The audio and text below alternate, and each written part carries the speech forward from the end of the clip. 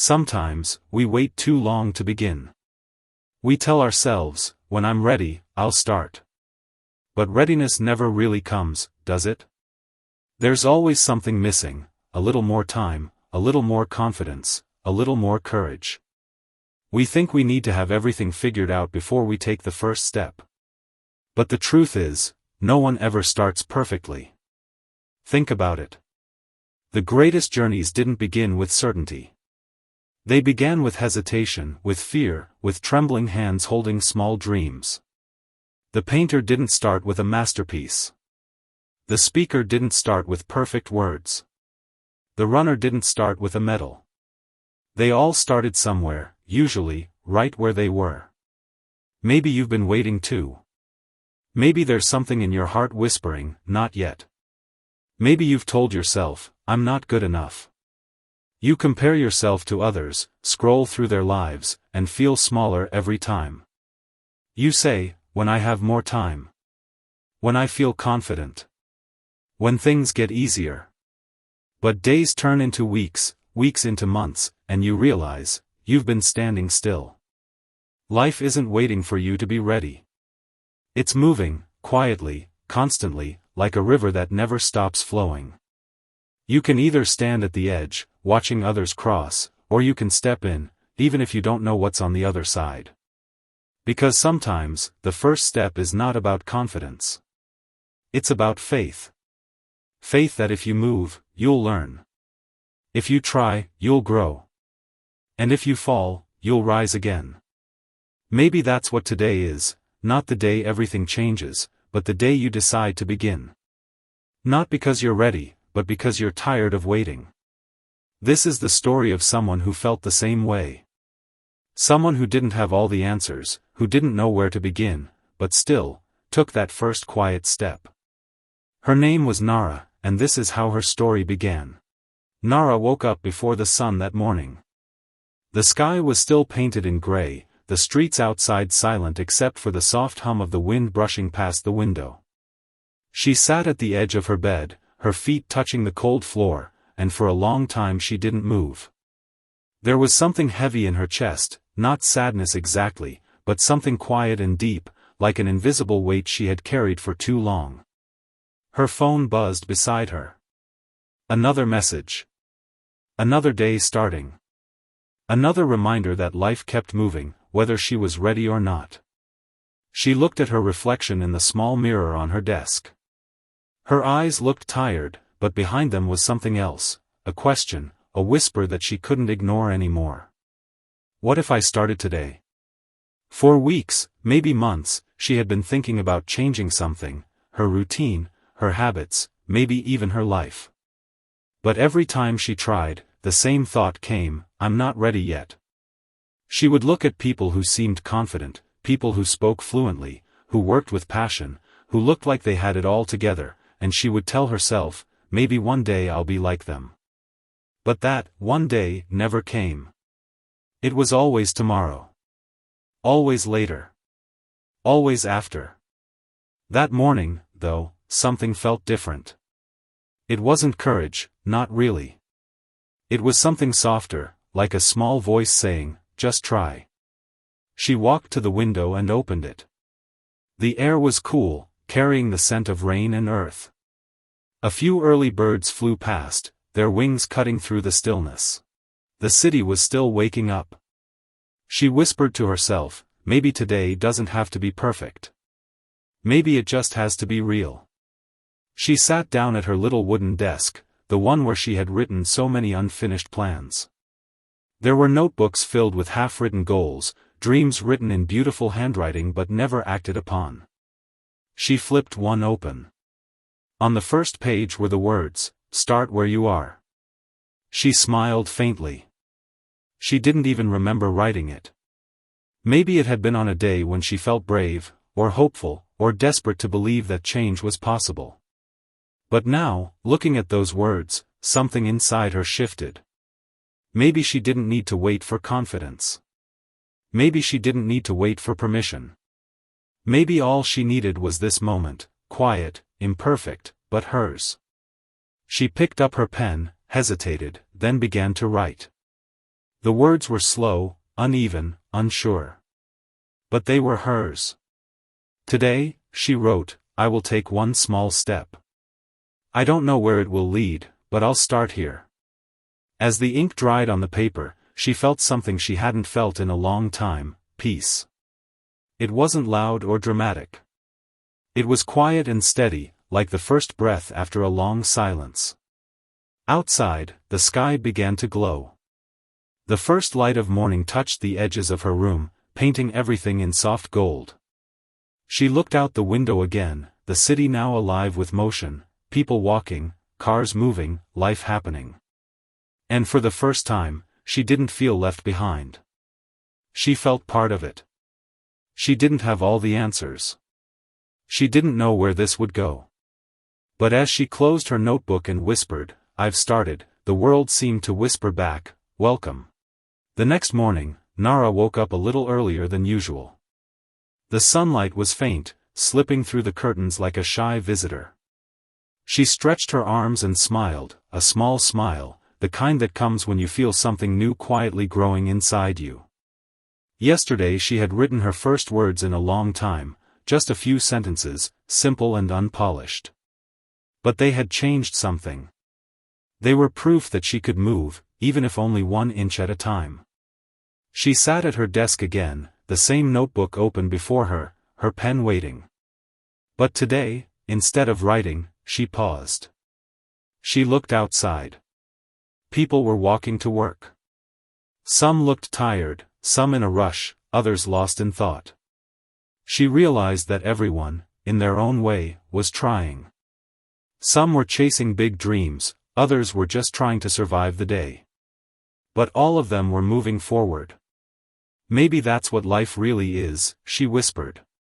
Just small steps, sometimes tiny, sometimes trembling, but still steps. She remembered how often she used to wait for the right moment. She wanted to be fluent before speaking English. She wanted to be confident before showing her ideas. She wanted to be ready before starting anything. But the truth was, no one ever feels ready. The people who seem brave aren't fearless, they just start before they feel ready. That realization made her heart feel lighter. She picked up her pen again. Step 1, she wrote, speak, even if I'm not perfect. Later that day, she walked into her favorite cafe. It was quiet, filled with the smell of coffee and warm bread. The barista smiled. Good morning. Nara froze for half a second. Normally, she would just nod or smile back, avoiding words. But this time, she took a breath and said softly, good morning. Her voice trembled a little, but it was clear. The barista grinned. How are you today? She hesitated again, the words stuck in her throat. Then she remembered, it doesn't have to be perfect. I'm good, she said slowly. Thank you. The barista nodded. That's great to hear. Nara walked to her table, heart pounding, a quiet laugh escaping her lips. It was such a small thing, a few words, nothing more. But to her, it felt like climbing a mountain. For the first time, she didn't judge herself. She didn't replay the sentence in her head or worry about how she sounded. She just felt proud that she had spoken. She sat down, opened her notebook, and wrote one new line under yesterday's words, today, I spoke. It was simple, but it was brave. As the day went on, she noticed something else too, she felt lighter, more connected.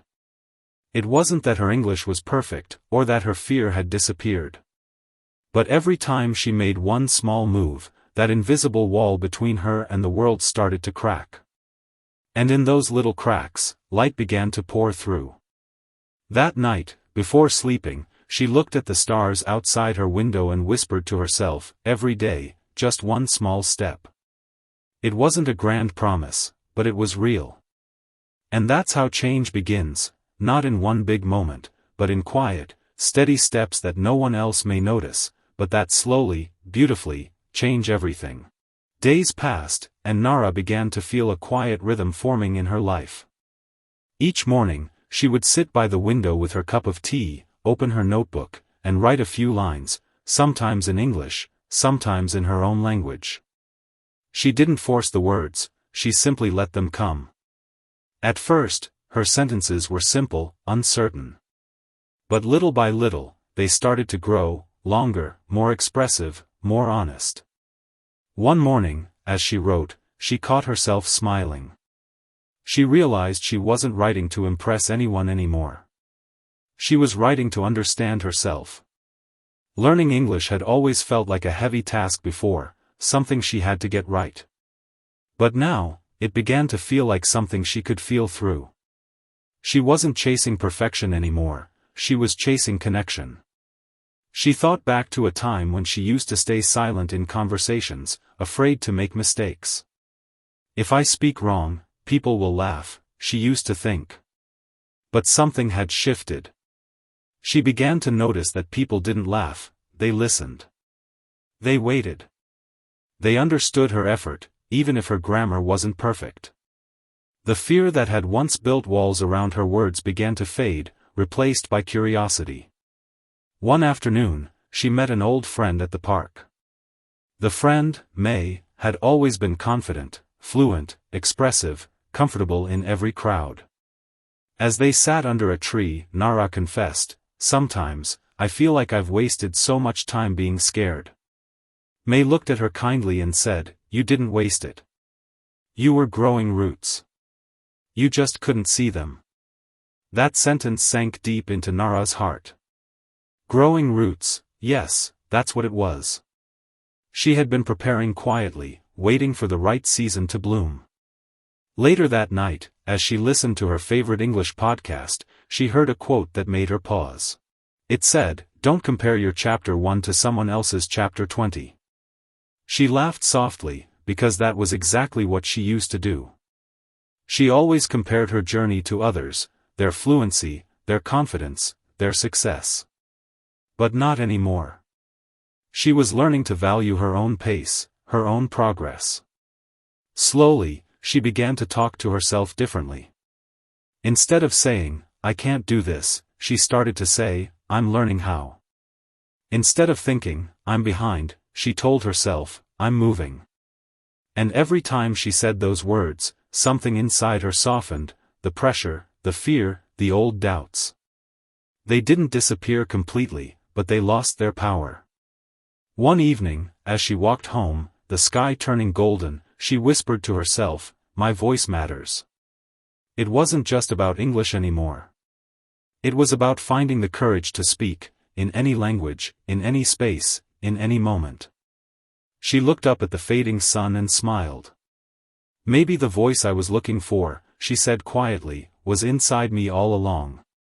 And in that soft glow of evening, she realized something that would stay with her forever: the moment you stop doubting your voice is the moment you truly begin to speak.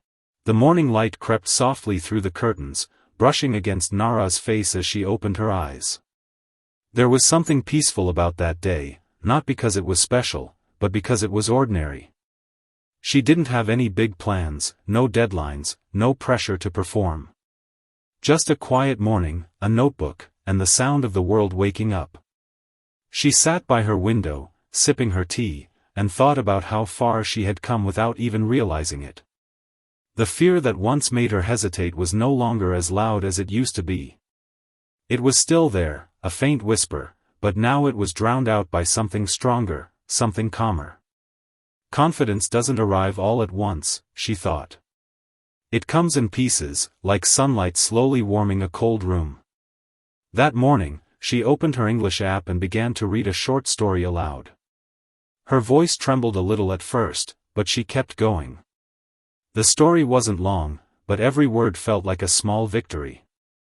After finishing, she laughed softly to herself. No one had heard her, no one had praised her, but she still felt proud. Because sometimes the best kind of progress is the one that no one else sees. Later that day, she walked to a small cafe she often visited. The barista, a kind young man with a gentle smile, greeted her with a cheerful, "Good morning. How are you today?" Nara hesitated for a heartbeat, then smiled back. I'm good, thank you. How about you? The words came out smooth and natural, surprising even her. The barista replied, I'm great. It's nice to see you again. As she took her seat, she couldn't stop smiling. It was such a simple exchange, but it felt like a milestone. She remembered when even small conversations like this used to make her heart race. But now, she realized that the only way to learn how to speak is to speak. Not perfectly, but sincerely. Each hello, each thank you, each attempt, they were all part of her story.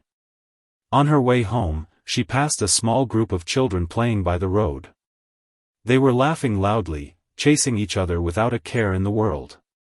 For a moment, she stopped and watched them, thinking, that's how learning should feel.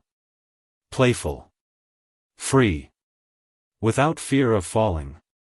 That night, she wrote in her journal, I spoke today. It wasn't perfect, but it was real. She underlined the words and stared at them, feeling a quiet pride rise in her chest. The next morning, she woke up feeling lighter. The journey still stretched far ahead, but she was no longer afraid of its length. Because now she understood, every small step she took, no matter how invisible, was shaping her into someone stronger. The silence that used to hold her back was slowly turning into something else, a space for growth, a space for grace. And as the sun rose again, Nara whispered softly, one small step at a time. That's how we change. Days passed, and Nara began noticing something she had never paid attention to before, her own voice. Not the one that echoed in her mind with doubt or hesitation, but the voice that carried warmth, rhythm, and quiet strength. Each morning, she stood before her mirror, brushing her hair, and practiced speaking softly in English, like she was talking to her future self. At first, it felt strange, awkward, even silly. Good morning, she would say, meeting her own eyes. How are you today? Her reflection would smile faintly back, and though she knew it was just her image, she also knew it was more than that, it was the person she was becoming. The mirror had once reflected fear, hesitation, a girl afraid of making mistakes. But now it showed something else, a quiet determination, the glow of someone who refused to quit. One evening, as the sunset painted gold across her small apartment, she played one of her favorite English audios, a motivational speech she had listened to countless times. The words were familiar, but this time, they hit differently. You don't grow when things are easy. You grow when you challenge yourself. She paused the recording and whispered, yes, that's true.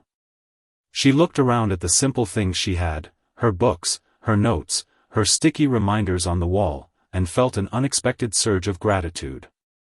Everything here had been part of her journey. Every notebook held not just vocabulary, but memories. Every word she had written, even the messy ones, carried effort, hope, and time. Later that night, she stood by the window, the city lights blinking in the distance. She spoke softly into the dark, practicing sentences about her day, her thoughts, her dreams. Today I learned something new. I'm still afraid, but I'm getting stronger. Her voice wavered, but she kept going, letting the rhythm carry her. She realized then that speaking wasn't only about grammar or vocabulary, it was about honesty. It was about daring to express yourself, even when no one is listening. She smiled at the thought and whispered, maybe this is what it means to find your voice. For a long time, she just stood there, no pressure, no rush, just her voice meeting the silence, and the silence listening back. The next morning, she woke up earlier than usual. She made tea, opened her notebook, and without thinking too much, wrote, I am no longer learning to speak English. I am learning to speak with courage.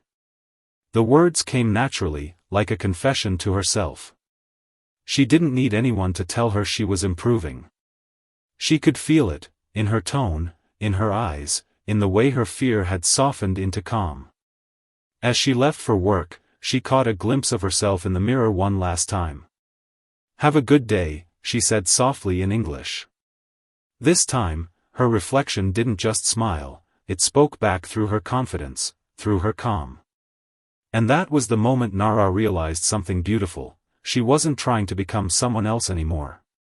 She was finally meeting the version of herself she had always been meant to be.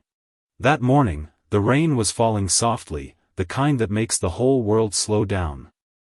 Nara stood by her window, watching the droplets race each other down the glass. She used to feel trapped by rainy days, like the clouds mirrored the weight she carried inside, but now, she saw something different. The rain was just part of the rhythm, part of the day's quiet beauty. She took a deep breath, opened her notebook, and wrote down a sentence: "I am learning, not struggling." The words felt powerful. For the first time in a long time, she didn't feel like she was behind anyone. She wasn't competing. She was growing, in her own way, in her own time. Later that day, she sat at her favorite corner in the cafe, headphones on, listening to an English podcast. Her eyes followed the transcript carefully, repeating each word under her breath. Sometimes she stumbled, sometimes she got lost, but she didn't pause the recording anymore. She let it flow. She wanted to feel the rhythm, not control it. A few tables away, a foreigner sat reading a book. She noticed him glancing around, a little confused, as if looking for something. A small spark of courage flickered inside her. She stood up and approached him, her heart beating fast but steady. "Excuse me," she said softly. "Are you looking for something?" He looked up, smiled, and replied, "Oh, yes. I'm trying to find the restroom." She pointed toward the back and said, "There, near the counter." He thanked her, and she nodded, smiling shyly as she returned to her seat. It was such a tiny moment, barely a few words, but it felt like lightning in her chest. She had spoken naturally, kindly, without fear.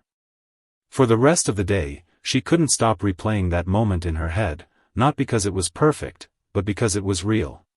That night, she sat in her room with a cup of tea, reflecting. She thought about all the days she had wanted to give up, all the times she had told herself she wasn't good enough.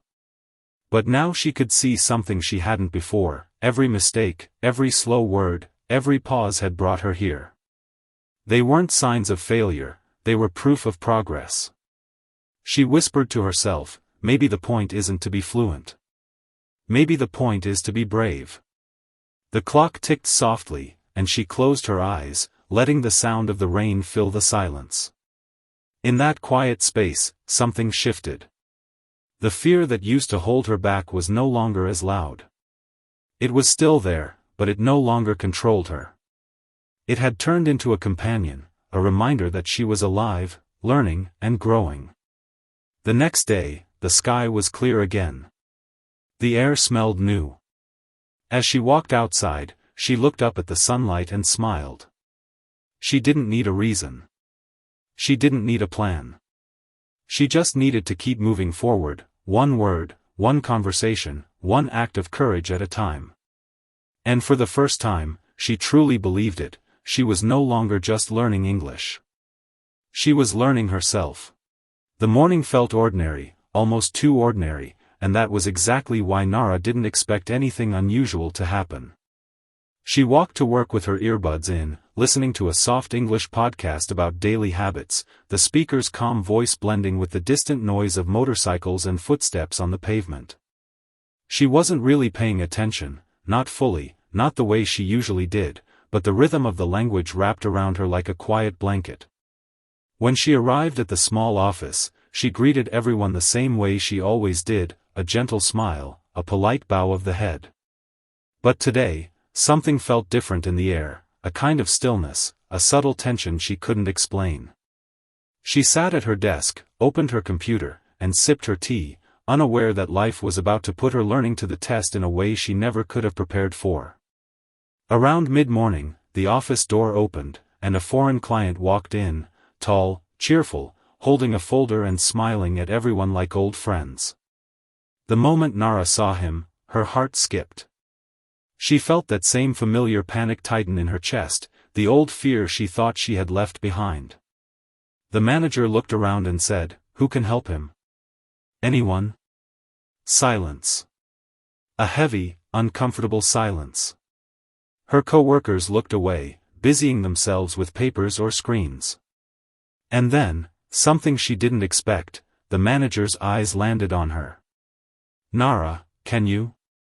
Her heart dropped. A cold wave rushed through her. She wanted to say no. She wanted to shrink, disappear, hide behind her monitor. But before she could even think, before she could protect herself with fear, she heard her own voice, small, trembling, say, "Why yes. I can try." The foreign client walked toward her with a warm smile and said, "Hi. I just need some help with the document process." The words floated toward her like a test from the universe. Her mind raced. Her palms began to sweat. Her throat tightened the way it used to in school. For a second, she felt like she was 13 again, powerless under the weight of silence. But then something unexpected happened. She remembered her practice. Her mirror. Her late-night whispers. Her small victories. Her voice didn't rise confidently, but it didn't disappear either. "No problem," she said slowly, carefully, feeling each word leave her mouth like stepping stones across a river. "I can help you." The man continued talking, explaining what he needed. She listened with deep focus, piecing together familiar words, guessing others through tone and expression. Every second felt like a battle, but she stayed present, steady, breathing through every moment. And little by little, something shifted. She realized she was understanding him. Not perfectly, not smoothly, but enough. Enough to help, enough to answer, enough to keep going. And that realization washed over her like warmth. She guided him step by step through the information, her English imperfect but real, alive, usable. Her sentences were simple: "Please sign here. You need this form. I will check for you." Yet to her, these were mountains moved. At one point, she misheard him and answered incorrectly. She froze, heat rushing to her face, waiting for the embarrassment she feared would consume her. But instead, the man simply smiled and said gently, "Oh no, not that, this one," and continued talking like nothing was wrong. The world didn't break. The room didn't laugh. The sky didn't fall. A mistake was just a mistake. And that truth hit her harder than anything else. By the time the conversation ended, Nara was trembling, not with fear this time, but with disbelief. The man thanked her warmly, praised her patience, and told her she spoke very well. She bowed slightly, embarrassed and overwhelmed, and when he left the office, she slowly sank back into her chair, her heart beating like she had run a marathon. She covered her mouth with her hand, not to hide anything, but because she couldn't believe what she had just done. She had spoken. She had helped. She had survived. And more than that, she had proven something to herself that no book or lesson ever could. For the rest of the day, she kept replaying the moment in her mind, each time feeling a quiet joy, a rising pride she had never allowed herself to feel before. When she walked home that evening, she looked at the world differently. The trees seemed brighter. The sky felt wider. She whispered softly to herself in English, "I did it. I really did it." And that night, when she stood before her mirror, her voice didn't tremble. It didn't hide. She placed a hand on her reflection. And said, "Thank you, for not giving up." Because that day, Nara didn't just speak English, she spoke against her fear, she spoke her courage out loud, and for the first time, she believed in the sound of her own voice. The next morning, I woke up before my alarm, not because I wasn't tired, but because something inside me had shifted. It wasn't motivation exactly, it was responsibility, a quiet voice saying, "If you want your life to change, you have to show up for it." I sat up, rubbed my eyes, and whispered, "Okay, today, I start where I am." Kenji had left a short message on my phone: "Remember, consistency beats perfection. Just do one thing that moves you forward." I smiled because it felt like he knew exactly what I needed to hear. On my walk to the bus stop, everything felt the same, the street, the morning air, the sound of engines and footsteps, but I felt slightly different, like I was watching my life from a higher place. I whispered English phrases to myself, practicing softly. Today will be a good day. I am improving. I am learning. An old man selling newspapers looked at me and said, "Practicing?" I nodded shyly. "Good. Keep going," he replied, giving me a thumbs up. That tiny moment warmed me more than the morning sun ever could. At work, I challenged myself to speak one simple English sentence to a customer. My hands were shaking, but I said it anyway. It wasn't perfect, but the customer understood, smiled, and said, "Good job." That one sentence, that tiny victory, felt like a door cracking open in a room I thought I'd be trapped in forever. When I got home, I told Kenji about my day. He just grinned and said, "See? You think you need confidence first, but actually you build confidence by doing things while you're still scared." And for the first time in a long time, I believed him. I believed in me. Because today, I didn't wait for the perfect moment. I started exactly where I was, and that was enough.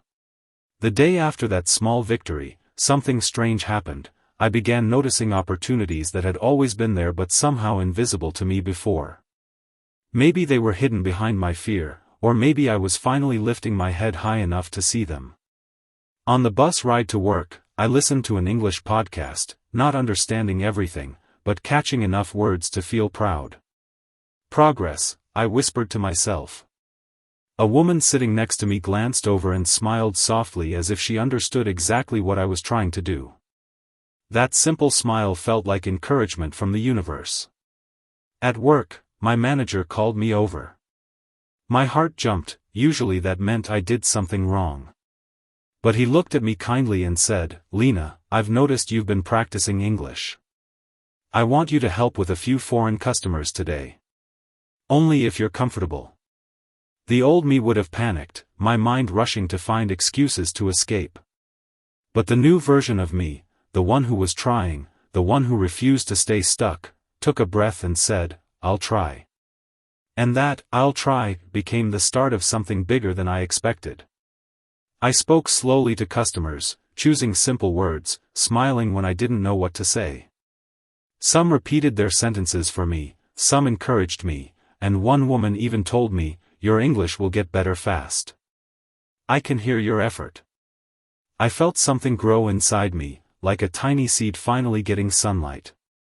After work, I met Kenji at our usual place, a small bench near the park. I told him everything, my voice bubbling with excitement I could barely control. "Kenji, they actually trusted me. I actually spoke. I actually did it." He laughed gently, the way older brothers laugh when they see the younger sibling take their first brave step. "Of course you did," he said. "You're starting to understand the truth. Life doesn't change because you dream. It changes because you act. And you acted." As we sat there, the wind brushing lightly across my face, I realized something I had never understood before: progress isn't loud.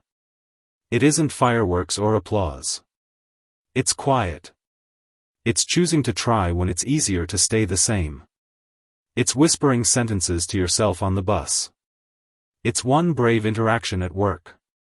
It's showing up even when you feel small. And that night, lying in bed, I didn't feel small anymore. I felt like someone who had finally taken control of her own story, someone who wasn't waiting for permission from the world, someone who was starting from exactly where she was, and moving forward anyway. The morning of Chapter 10 felt different, as if the world itself was nudging me forward. I woke up before my alarm, not out of anxiety but out of a quiet excitement I couldn't fully explain. The sky outside my window was still soft and pale, like a blank page waiting for new words. For the first time, I didn't dread the day ahead. I actually wanted to step into it.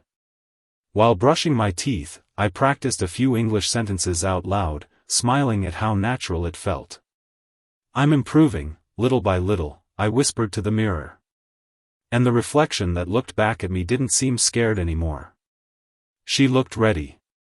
When I arrived at work, my manager approached me again.